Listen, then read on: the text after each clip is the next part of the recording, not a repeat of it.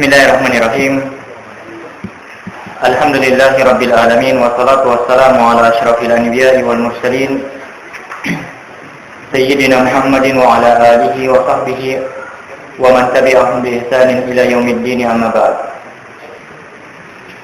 Baik ikhwah yang dimuliakan Allah Subhanahu wa taala, alhamdulillah. Ya, segala puji bagi Allah atas segala nikmatnya.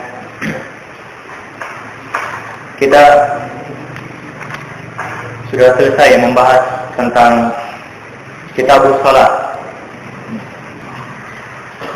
Pembahasan yang terakhir 2 pekan lalu ya, sebelum Aid, tentang Salatul Aid. Salatul Aid itu sudah selesai kita bahas, alhamdulillah. Ya, mudah-mudahan apa yang sudah kita pelajari itu bermanfaat ya, dan bisa diingat baik-baik, diamalkan ya, dan disampaikan juga sama orang lain ya, sama kaum muslimin.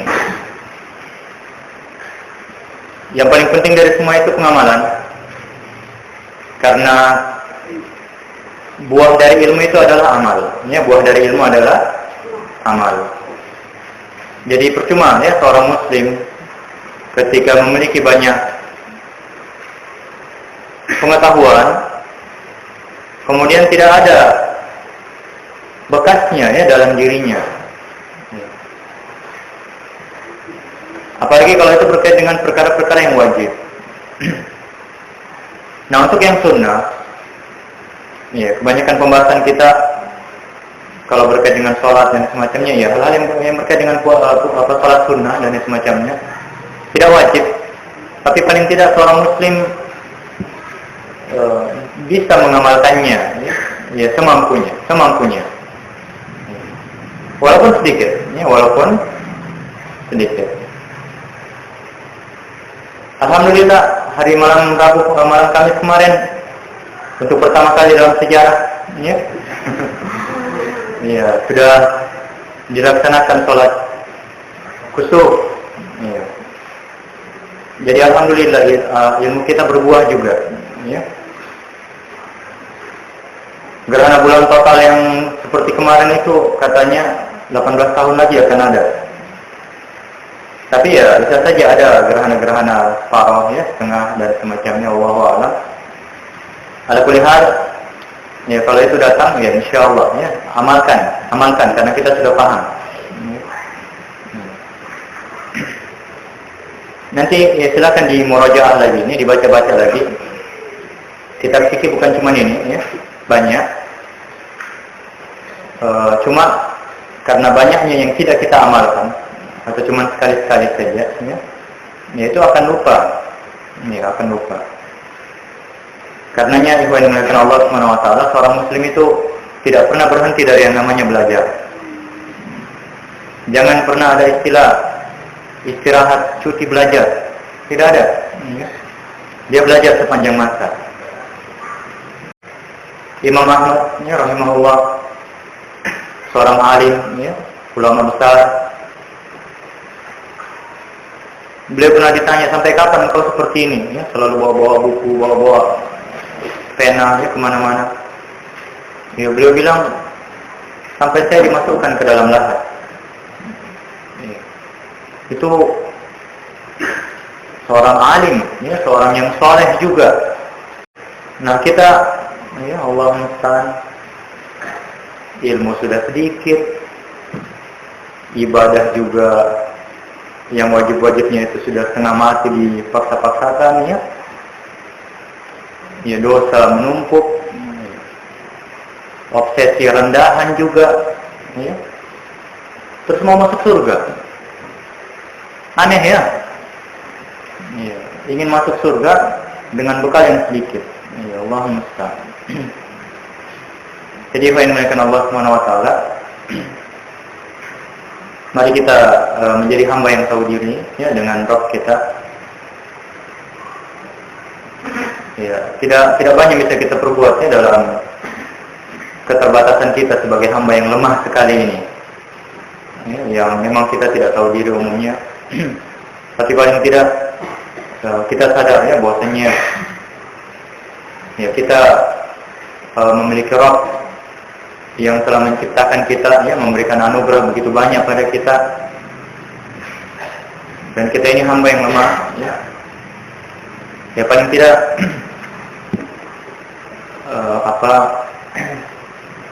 berusaha lah ya untuk selalu berada ya dalam kebaikan-kebaikan. Ya, walaupun mungkin kita bukan bagian dari kebaikan itu. Ini Allah musta'an. Paham maksud saya? Kita contohnya saja, contoh kecilnya mungkin kita tidak bisa jadi seperti misalkan orang soleh yang kita kenal dengan ibadah-ibadahnya. Ya. Tapi paling tidak kita bisa bersahabat dengan dia, selalu dekat dengan dia, ya. Selalu bersama-sama dengan dia, ya, seperti itu. Ya. Nah, kita juga mungkin tidak bisa ya banyak untuk belajar, untuk mengkaji agama Allah ini karena keterbatasan, kesibukan ya, mengejar dunia dan semacamnya. Tapi paling tidak ya kita sadarlah itu kebodohan kita, kelalaian kita, dan jangan lagi ditambah dengan semakin menjauh kita dari majelis-majelis ilmu. Seperti itu ya. Ya, jadi walaupun kita bukan bagian dari itu katakanlah, tapi paling tidak berusaha untuk selalu berada dalam kebaikan. Ini berada dalam kebaikan. Ya, rajinlah untuk datangnya ke majelis-majelis ilmu, berkawanlah dengan orang-orang yang baik. Ya. Usahakan untuk selalu banyak-banyak ke masjid, ya, hadir di masjid, jaga sholat-sholat jamaah. Ya. Bahkan kalau bisa, ya duduklah di masjid juga untuk membaca Al-Quran dan semacamnya. Karena kalau di rumah kita pasti akan banyak kesibukannya yang dicari-cari bahkan. Ya. Bukan kesibukan yang betul-betul kesibukan, cuma dibuat-buat saja. Ya Allah musta'an. Ya barangkali saja Allah berkenan memaafkan kita, ya, dan mewafatkan kita dalam kebaikan itu, ya, insyaallah. Baik, pembahasan kita selanjutnya setelah kitabus shalah yaitu kitabul janaiz. Ya, yang berkait dengan kitab yang berkait dengan jenazah. Ya, pengurusan jenazah, ya, pengurusan jenazah. Ya, sebagian mungkin butuh praktek dan sudah sering dilaksanakan juga. Tapi yang bekerja itu juga ya orangnya. Tidak pernah ada bertambah kadar ya untuk mengurus mayat. Nah, di sini kita akan sebutkan teorinya. Beberapa hal yang berkait dengan masalah pengurusan jenazah. Dan saya mohon ikhwan yang dimuliakan Allah Subhanahu wa taala, persoalan ini ya termasuk dalam fardu kifayah, ya, dalam fardu kifayah. Tidak bisa diabaikan begitu saja. Karenanya butuh kepedulian lah ya, sekali lagi butuh kepedulian untuk yang sudah pernah ikut pelatihan itu, cobalah ya untuk mulai bekerja juga, berbuat. Ya, kalau cuman orang-orang tertentu saja, Abu Ridho ya dan kawan-kawannya, sampai kapan? Ini bukan persoalan gampangan ya, karena banyak orang tidak mau ya, atau mungkin tidak berani untuk mengurus itu. Makanya ya sekali lagi pengamalan itu penting, dan yang sudah ditugaskan tolong amanahlah, ya, bertanggung jawab juga. Ya. Baik, kita akan bahas ini kitabul janaiz. Bagian pertama beliau mulai dengan ma yaf'aluhu al-hadirun fil muhtadar. Apa yang mesti dilakukan ini oleh orang-orang yang hadir di sisi orang yang sedang sekarat. Ya, jadi apa yang mesti mereka lakukan ketika berada di sisi orang yang sedang sekarat, yang hampir meninggal. Ya, hampir meninggal dan setelah matinya, ya, setelah nyawanya berpisah dari tubuhnya. Yang pertama itu yang dimuliakan Allah Subhanahu wa taala adalah talqinuhu asy-syahadah. Ya, mentalqin dia dengan syahadat. Mentalqin dia dengan syahadat. Dari Abu Sa'id Al-Khudri radhiyallahu anhu, beliau berkata, bersabda Rasulullah sallallahu alaihi wasallam, laqinu mautakum la ilaha illallah. Ya, beliau bilang, talkinkan ya, orang-orang mati kalian itu dengan ucapan la ilaha illallah. Hadis sahih riwayat Imam Muslim. Ya. Talqin maksudnya di sini ajarkan dia, ya, tuntun dia untuk mengucapkan la ilaha illallah. Apa karena dia tidak tahu? Bukan.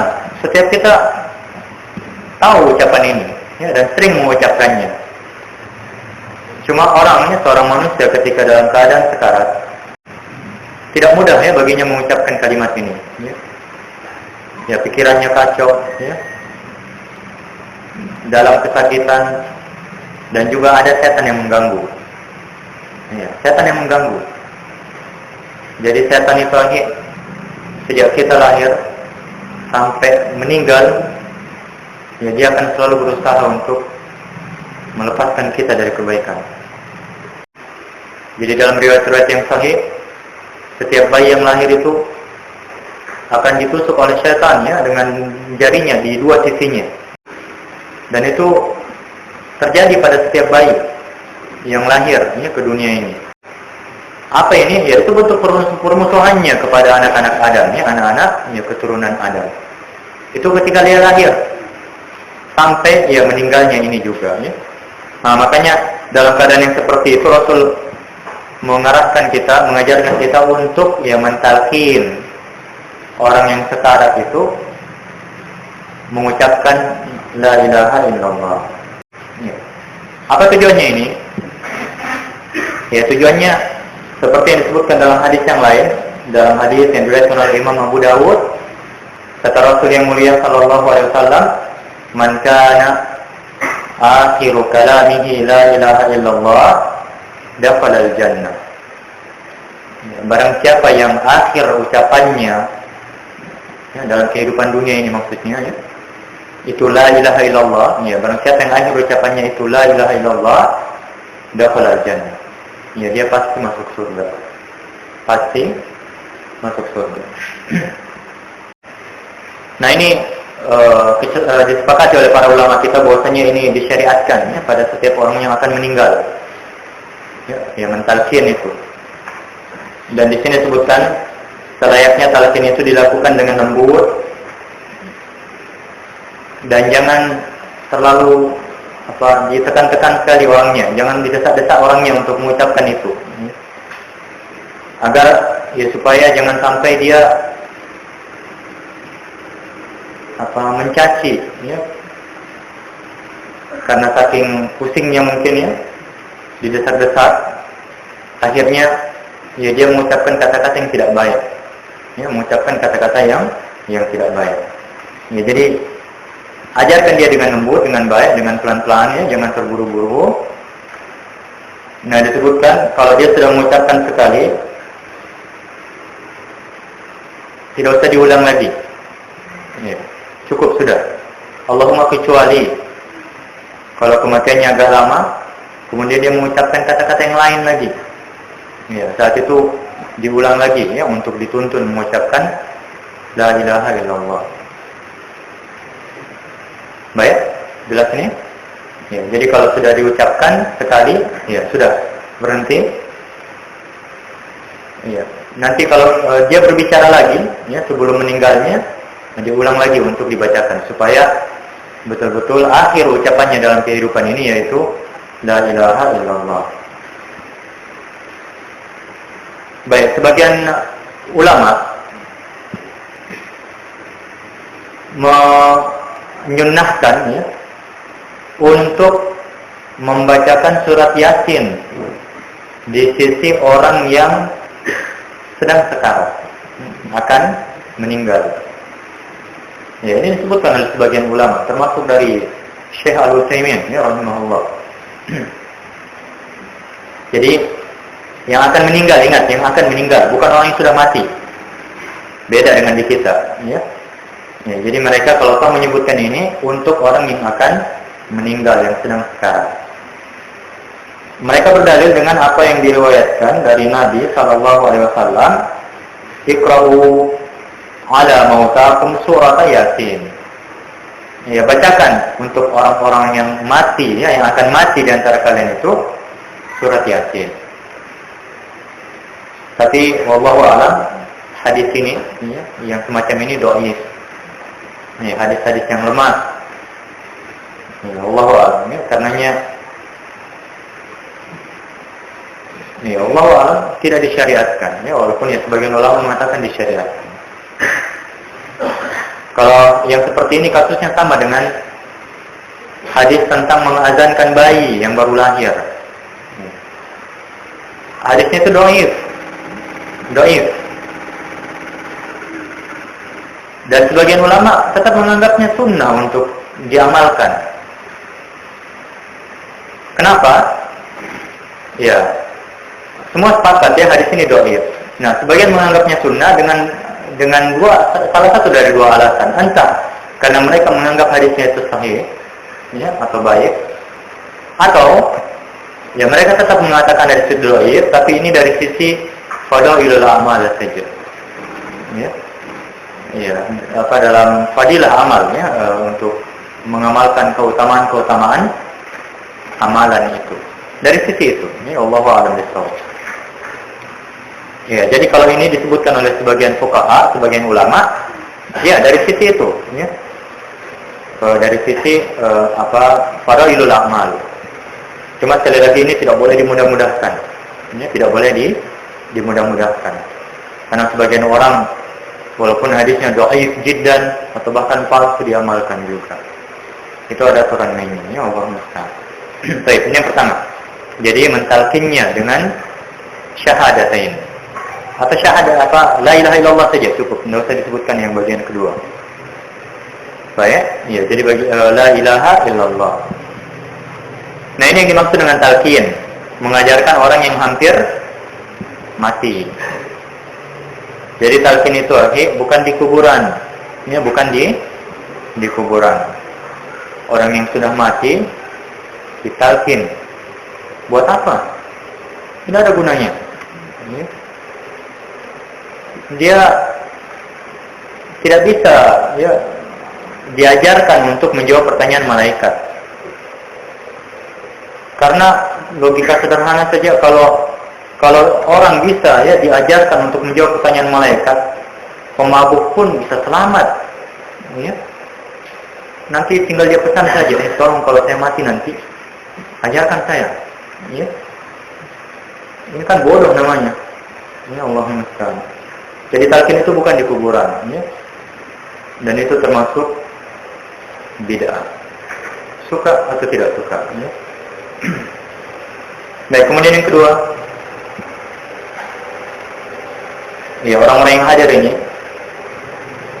disunahkan mereka itu untuk menghadapkan orangnya ini, orang yang sekarat ini, untuk menghadapkan dia ke arah kiblat, ya, menghadapkan dia ke arah kiblat.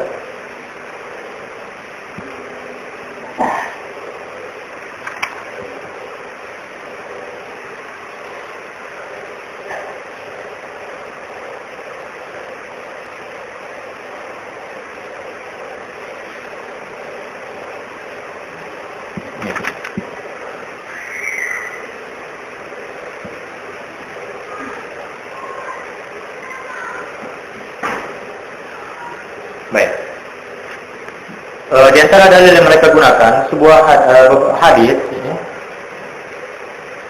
yang sebenarnya mursal hadis ini, hadis mursal. Tapi insyaallah kumpulan hadis-hadis ini bisa saling menguatkan, ya, saling menguatkan. Disebutkan bahwasanya Nabi SAW ketika datang ke Madinah, beliau bertanya tentang seorang sahabat yang mulia, Al-Bara Ibnu Ma'rur radhiyallahu anhu. Al-Bara Ibnu Ma'rur. Beliau bertanya tentang orang ini dan mereka bilang dia telah meninggal. Ya, telah wafat. Dan dia, Al-Bara Ibnu Ma'rur, menyuruh untuk memberikan sepertiga hartanya kepada engkau ya Rasulullah. Ya. Dan dia berwasiat untuk diarahkan ke kiblat ketika sedang sekarat, ya, ketika akan meninggal. Maka Rasul mengatakan sallallahu alaihi wasallam ashabal fitrah. Ya, dia telah melakukan yang sesuai dengan fitrah, sesuai dengan sunnah. Ya. Jadi Rasul menyebutnya itu, ya. Wasiat sahabat tadi ini, ya, salah satunya itu supaya dia diarahkan dihadapkan ke arah kiblat ketika meninggal. dan beliau menyebutnya ya asabal fitrah.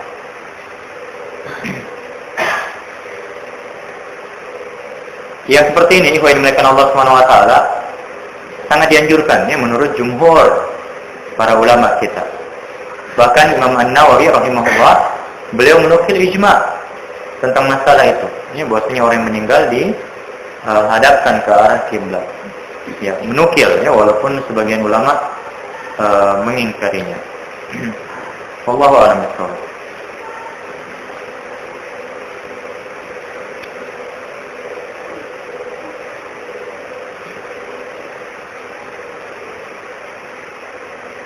Baik, jelas? Ini yang kedua, ya, dihadapkan ke arah kiblat. Nah, bagaimana metodenya, bagaimana caranya ya, mayit itu atau orang yang meninggal itu dihadapkan ke kiblat, ya. Ini yang hampir meninggal ya, yang sekarat. Ulama menyebutkan dua bentuk ya tentang masalah ini. Yang pertama, dia berbaring ya dengan punggungnya, kemudian kedua kakinya itu ke arah kiblat. Ya, kedua kakinya ke arah kiblat. Nah, kepalanya diangkat sedikit ya dengan bantal atau yang semacamnya supaya dia bisa, ya, wajahnya bisa menghadap kiblat. Itu yang pertama. Kemudian bentuk yang kedua, yaitu dengan berbaring dengan sisi kanannya. Ya, berbaring dengan sisi kanan dan wajahnya ini, bagian tubuhnya ini, tubuh depannya ini, ya menghadap ke arah kiblat.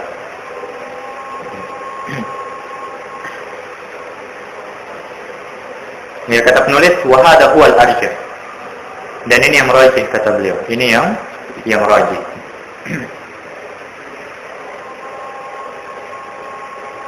Wallahu a'lam bishawab. Ya. Beliau berdalil dengan ya sabda Nabi sallallahu alaihi wasallam kepada Al-Bara' ibn Azib radhiyallahu anhu tentang sunnah-sunnah tidur. Ya, di antara wasiatnya itu beliau mengatakan idza ataita madja'aka, jika engkau mendatangi tempat tidurmu, fatawadda wudu'aka lis-shalat. Ya, berwudulah seperti wudu untuk salat. Tsumma taji' ala syaqqikal ayman. Kemudian berbaringlah dengan sisi kananmu. Ya, berbaring dengan sisi kananmu. Dan seterusnya sampai di akhir hadis, fa in mutta, jika engkau mati meninggal, mutta 'alal fitrah. Yang engkau meninggal di atas fitrah.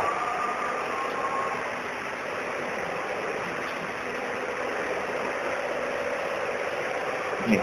Wallahu a'lam bishawab ya. Tapi ini kembali ke anu saja ya, ke orangnya. Mana yang mudah buat dia ya. Ya, jangan dibuat susah. Jadi mau berbaring dengan sisi kanan boleh, atau mau dihadapkan kiblat ya dengan kaki menjulur ke arah kiblat juga tidak masalah insyaallah ya. Yang lapang saja buat dia. Dan yang paling penting yang pertama tadi, ajarkan dia, tuntun dia untuk mengucapkan la ilaha illallah.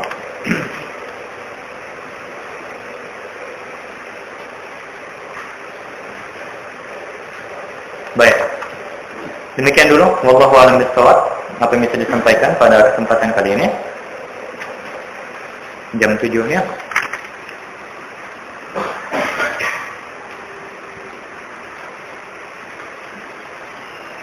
Masih banyak ya yang mau dibahas insyaallah. Mudah-mudahan nanti kalau ini selesai, ini buku ini habis sudah, kita mungkin ya insyaallah akan masuk ke pembahasan yang baru saja, yaitu kitabuz zakat. Ya, pembahasan tentang zakat, ya, tentang zakat. Nanti dicarikan apa yang mudah. Insyaallah pembahasan mudah saja biar tidak terlalu panjang tentang masalah itu. Ala kulli hal, ikhwan dimuliakan Allah Subhanahu wa taala. Ya, saya berharap kita jadikan majelis ilmu kita majelis ilmu yang betul-betul ilmiah ya, betul-betul kita datang dan mengambil manfaat dan bisa dipraktekkan dalam kehidupan kita. Bukan cuma duduk ya, untuk hadir mendengarkan, duduk manis mendengarkan, kemudian ditanya sama orang di luar sana tidak bisa menjelaskan. Ya. Nah, jadi jangan seperti itu mohon ya. Ya, jadi pahami ilmu baik-baik, hafalkan ingat, ya. Atau katakanlah belum bisa hafal dalil, tapi paling tidak kita bisa jelaskan sama orang ketika dia bertanya tentang beberapa persoalan dari agama Allah ini. Ya, supaya ilmu bisa tersebar. Ya, dan orang bisa mendapatkan kebaikan yang kita dapatkan di sini juga. Ya, jadi jangan berhenti sampai di sini saja ya, duduk manis kemudian tidak bisa ya mengemban amanah ini, ilmu ini di luar sana. Allahu musta'an. Baik, demikian Allahu a'lam bishawab. Dan terakhir, ikhwan melakukan Allah Subhanahu wa taala, sebelum kita azan, sudah aja nih. Banyak sekali ini pertanyaan dulu ini belum dijawab. Ini yang harus dijawab ini, makanya saya percepat selesai dulu.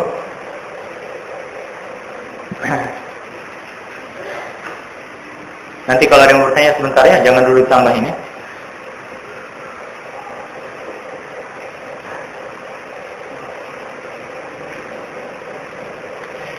Ya, jika dalam sholat seseorang hanya melakukan satu sujud dalam satu rakaat, apakah harus mengganti rakaat yang cuma satu sujudnya atau mencukupkan dengan sujud sahwi? Ya, harus diganti. Harus diganti. Jadi kalau dia cuma satu sujud ya dalam satu rakaat, dia lupa ternyata cuma satu sujud. Ya, kalau dia ingat itu, dia harus ganti rakaat itu. Baik. Kalau masih dalam sholat, kalau masih dalam sholat, atau mungkin dia salam dan belum lama, belum keluar dari sholatnya itu, ya dia ganti satu rakaat itu, ya. Tapi kalau sudah berpisah dari majelis, ya, sholatnya batal, baik, rusak, karena hilang rukunnya, yaitu sujud. Ya, jadi diganti sholatnya itu.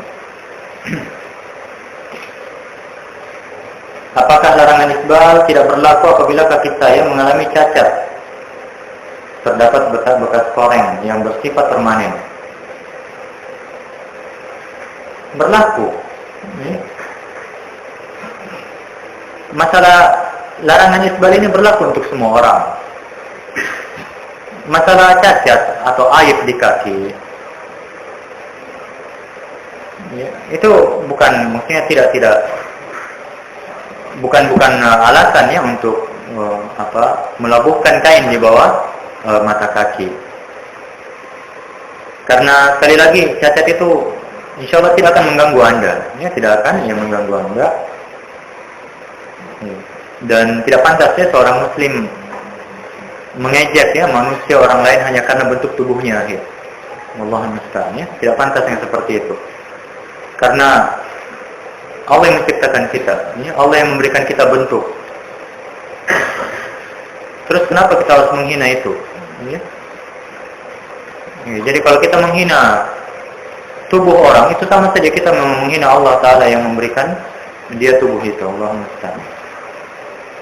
Baik, Ibnu Mas'ud disebutkan betisnya itu kecil, ya. Beliau pernah panjat pohon dan terlihatnya betisnya yang kecil itu, dan diajak sama orang. Tapi Rasul SAW mengatakan, ya betisnya itu di surga, kalau saya tidak keliru ya, mohon maaf saya agak lupa, ya lebih berat daripada gunung Uhud. Ya. Bagaimana jika seorang imam lupa untuk tahiyatul awal dan dia mengingatnya nanti sudah membaca surat Al-Fatihah? Apakah tahiyatul awal dilakukan di rakaat ketiga atau mencukupkan di tahiyatul akhir saja? Duduk tahiyat awal itu hukumnya wajib saja, bukan rukun. Ngerti? Jadi kalau wajib ini ditinggalkan karena lupa, maka dia bisa ditutupi dengan sujud sahwi. Jelas? Ya, makanya kalau imam lupa tahiyat awal dan sudah naik, ya, sudah berdiri, sudah membaca, dia tidak usah turun lagi. Ya, dan makmum tidak usah paksa imamnya untuk turun. Baik. Ya, seperti itu, tidak usah. Karena itu hukumnya wajib saja, dan dia bisa tutupi dengan sujud sahwi. Tapi sebelum, kalau imam belum naik dan diingatkan, ya dia turun untuk duduk.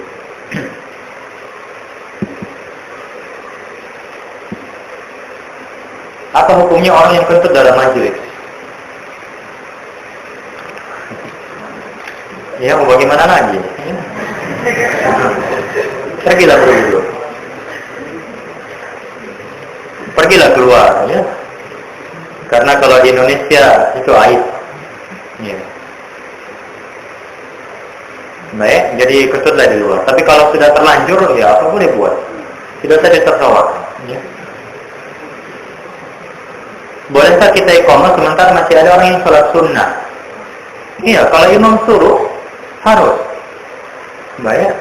Jadi begitu hukum asalnya. Komando untuk sholat jamaah itu ada di tangan imam. Jadi kalau imam sudah menyuruh, muadzin tadi harus qomat. Tidak usah lagi lihat-lihat masih ada yang sholat imam. Tidak usah. Nah, bagaimana dengan orang yang sholat ini? Kalau sholatnya masih lama, ya dia batalkan sholatnya dan dia ikut, ya berjamaah. Baik. Tapi kalau sudah di akhir, masih bisa kejar ya sholat bersama imam, selesaikan saja segera, ya, dan masuknya ke dalam barisan.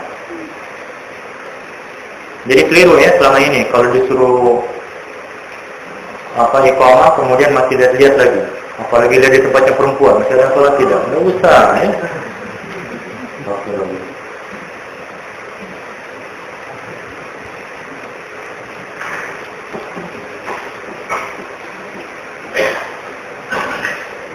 Musik hukumnya haram. Apakah kita juga haram? Iya, kalau pakai alat-alat musik. Baik. Sekali lagi, ikhwan yang dimuliakan Allah Subhanahu wa taala, untuk masalah musik ini, ya cobalah ya untuk tinggalkan musik itu. Ya, gantilah dengan Al-Qur'an, murattal. Indah sekali Al-Qur'an itu. Ya. Waktu malam Kamis kemarin, waktu sholat gerhana kan nikmat ya dengarkan bacaan Al-Quran toh, walaupun kaki gemetaran, tapi enak, senang hati. Iya. Ini anak-anak karena rukunya lama, mau muntah dia bilang.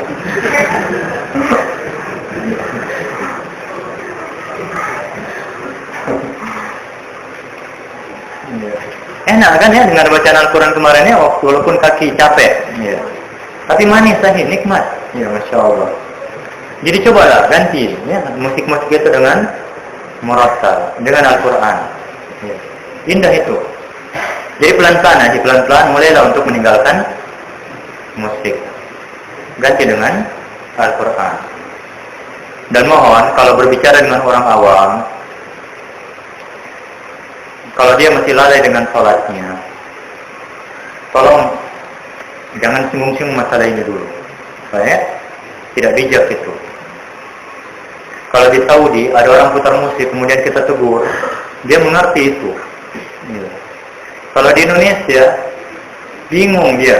Ya. Apa yang salah dengan musik? Kayak enak begini. Ya. Ya. Jadi harus pandailah ya masalah-masalah seperti ini, bijak. Ya. Jadi bereskan dulu akidahnya, bereskan sholatnya itu. Jangan dia lari dari Islamnya ini hanya gara-gara kita marahi dia soal musik. Baik? Paham? Tapi jangan juga ente nikmati di situ ya. Ya, nggak boleh. Ini Allah Ustaz.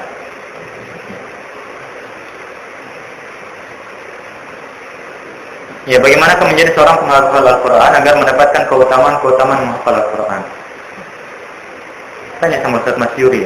Ya. Ala kulli hal, ikhwan dimuliakan Allah Subhanahu wa taala, menjadi penghafal Al-Quran itu sangat luar biasa sekali. Ya. Bukan perkara remeh, ya. Karena mereka itu dalam hadis disebut sebagai ahlullah. Ya, disebut sebagai keluarga Allah Ta'ala. Ya, insyaallah. Ya. Dan kedudukan seorang penghafal Al-Quran itu di akhirat nanti sampai di titik terakhir di mana dia baca Al-Quran itu. Dalam artian sejauh mana dia menghafal, sebanyak apa dia menghafal. Nah, setinggi itu pula kedudukannya di akhirat nanti. Ya, insyaallah. Dan lagi orang-orang yang membaca, menghafalkan Al-Quran ini, ya Al-Quran itu akan menjadi syafi'ah, ya, pemberi syafaat buat dia nanti di hari kiamat. Baik, banyak sekali keutamaannya. Dan mestinya seorang penuntut ilmu yang asli itu, sebelum dia belajar, ya, macam-macam ilmu itu, fikih, hadis dan macam-macamnya itu, yang paling pertama di urutan pertama mestinya itu adalah menghafalkan Al-Quran. Menghafalkan Al-Quran. Itu yang disebutkan oleh para ulama kita bagi seorang penuntut ilmu sejati. Kita ini kan bukannya, ya, tapi paling tidak bertakwalah kemampuannya. Ya. Jangan, tidak ada kata terlambat untuk belajar. Makanya mohon, ya, saya harapkan ibu ini maulah peduli tentang Al-Quran kita. Ya. Kalau memang antum setuju, nanti kita akan koordinir ini, ya. Nanti bicara dengan Ustaz Masyuri supaya setiap kita mungkin yang mau, ya, mau surah hafalan, kita coba untuk menghafal Al-Baqarah dan Al-Imran. Ya.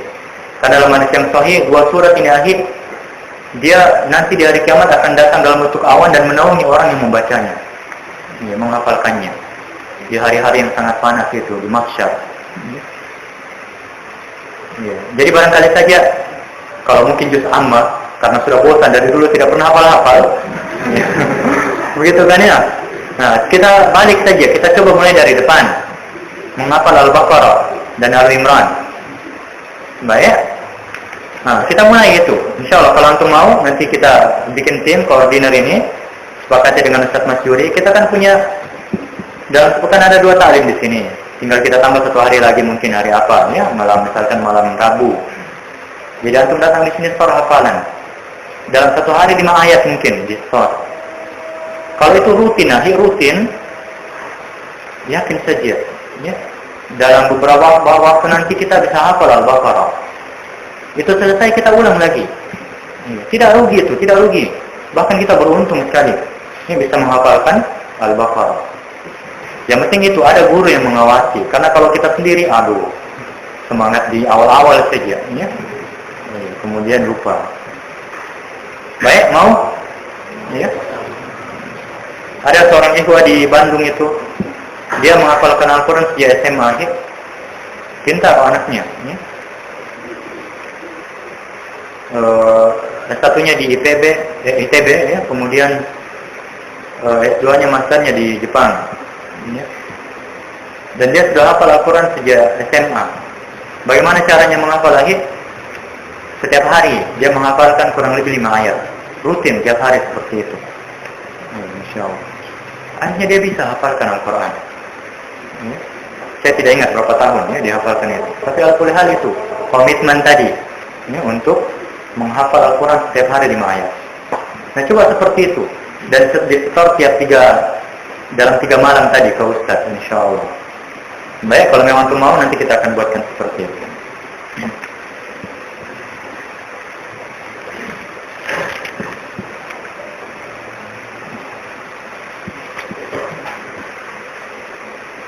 Tenaga dalam itu sihir atau bukan?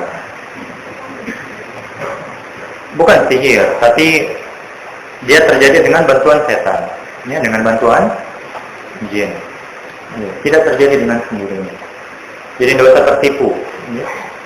Katanya itu hasil olah nafas, ya, atau mungkin bacaan Al-Quran. Ya. Kalau memang orang tulus, ya, untuk berbuat demi Allah Ta'ala, ya, dia tidak butuh zikir-zikir tertentu itu untuk mendapatkan kemampuan tenaga dalam dan semacamnya. Ya. Kenapa nanti ada maunya baru diajar zikir-zikir tertentu seperti itu? Ya. Dan itu pasti ada apa-apanya. Ya, karena tenaga dalam itu tidak terjadi kecuali dengan bantuan setan, ya, dengan bantuan jin. Ya Allah musta'an. Baik, kita azan dulu. Wa sallallahu ala nabiyina Muhammad. Nah. Silakan.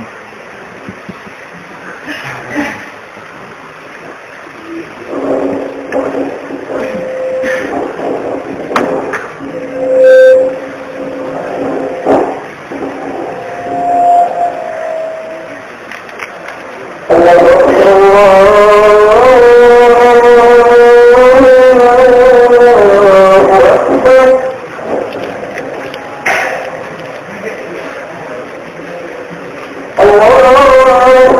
Allahu